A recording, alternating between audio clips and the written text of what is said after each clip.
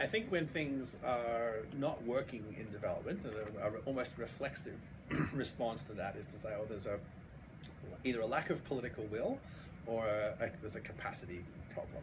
But by capacity, we usually mean or infer that it's something to do with the individuals. So we can then construct training programs of one kind or another, and then people are capacitized to do something that we now think they've learned a new skill, they've acquired familiarity with the new operating system, whatever.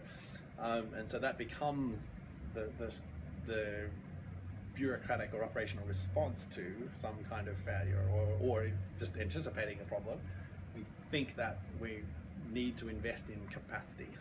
And the work that I've been involved in with many different colleagues, but especially with colleagues at the Kennedy School for the last few years, has all been about trying to say, look, we're trying to build the capability of systems, not just the capacity of individuals.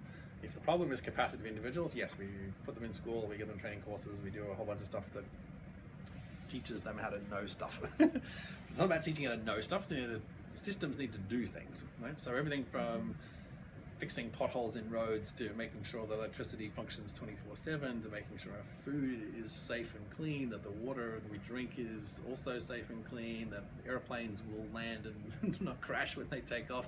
There's this vast array of extraordinarily high capability systems that we move in and out of every day in Western countries, and completely oblivion basically about how awesome and amazing they really are, because it is not obvious or routine that across history and for most people now that you can safely buy food and eat it and know that it's not going to kill you, and drink water and know that it's not going to give you diarrhea, and you can breathe clean air. I mean, all these things are happening. I mean, catch a subway and know that you're not going to die in a horrible wreck underneath half a mile under the ground. I mean, all these things are just marvelous constructions, but they are not just done by well-trained individuals. They're maintained on a day-to-day seamless basis by systems that have developed their own organic capability to be able to do things, such that when people go on vacation, it doesn't really matter. The whole system keeps functioning. Whether people die and when the new recruits come in, well, banks same way. We exist because the system we're part of functions on a day-to-day basis, not just whether some vice president comes and goes or whether a new junior assistant comes in at the bottom end. I think the system keeps functioning, and that's what we really need to have as a much better strategy for building the capability of systems in developing countries is to get, not just see it as working specifically on individuals. And the tasks just keep getting more and more complicated and contentious. As countries get richer, they move from a world in which their initial task is building bridges and putting up infrastructure of one kind or another, or technocratic reforms of groups, that problems that can be solved by a room full of smart people who can figure out how to get exchange rates and interest rates right, more or less, or who can craft a constitution. I mean, all those things are really important, but they're things that teams of relatively well-insulated people can do and can enact. You know? Monetary policy is something that's largely determined by a group of a dozen or 24 people, and their job is to look at the data and make decisions about whether to raise or lower interest rates on the basis of what their own collective expertise tells them is the right thing to do. But that's not how you teach 1 million kids how to read and write. It's not how you provide basic curative healthcare to 10 million people. A system has to be functioning with huge amounts of human interaction for that to really work. And the hardest one of all is justice. The hardest thing, because most people want healthcare systems. Most people think it's a good idea to have a well-functioning healthcare system. And very powerful people often do not want a well-functioning justice system and can usually enact very vicious forces to ensure that their same rules do not apply to everybody, that they have their own rules and that are different from the rules that apply to everybody else.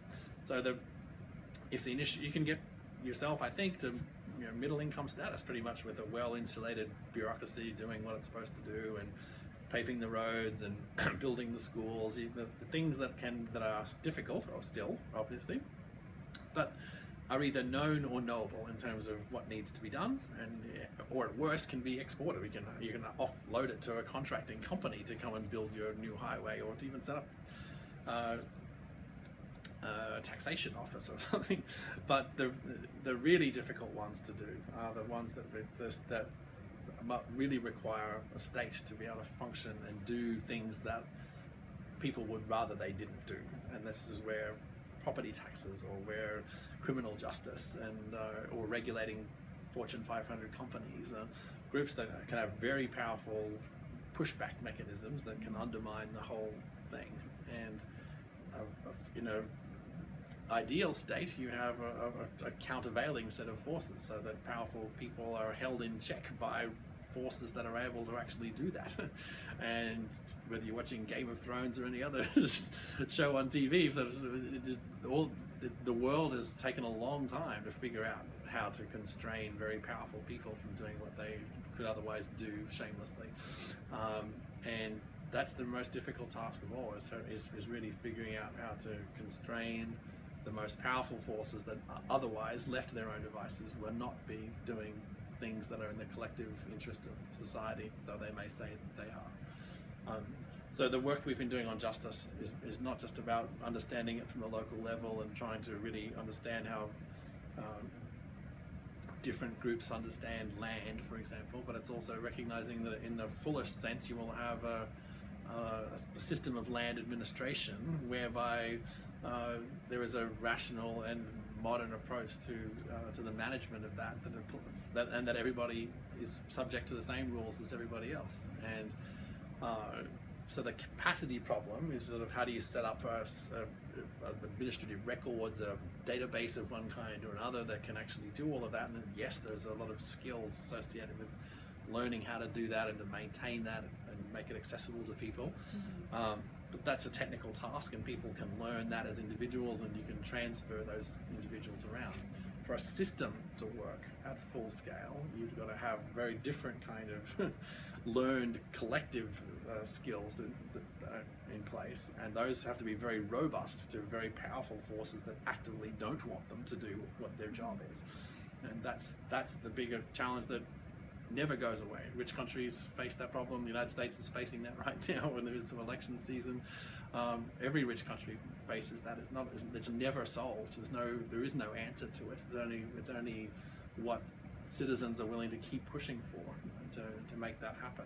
And the big challenge from a development point of view is how outside agencies of one kind or another, whether it be the World Bank or anybody else, partners with domestic constituencies to help them learn how to build the capability of those systems to implement, whether it's delivering the mail, whether it's immunizing babies, whether it's educating teenagers, whether it's trying to improve the effectiveness of police officers.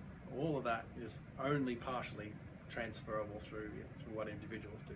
I think systems learn collectively the same way that we learn to do very difficult things like learning languages or musical instruments or sports. You learn them by doing them, not by studying them. And there has to be a very different modality for how we teach systems to learn, by getting systems to do incrementally more difficult tasks. But as long as we keep focusing on seeing capacity as something that individuals do rather than what systems do, then we're always going to be struggling, I think, to really see transformational change. We'll see money well spent, we'll see no big controversy necessarily, but if we really want to build the capability of a system, we've got to invest in and create space for systems to practice how to do complicated things.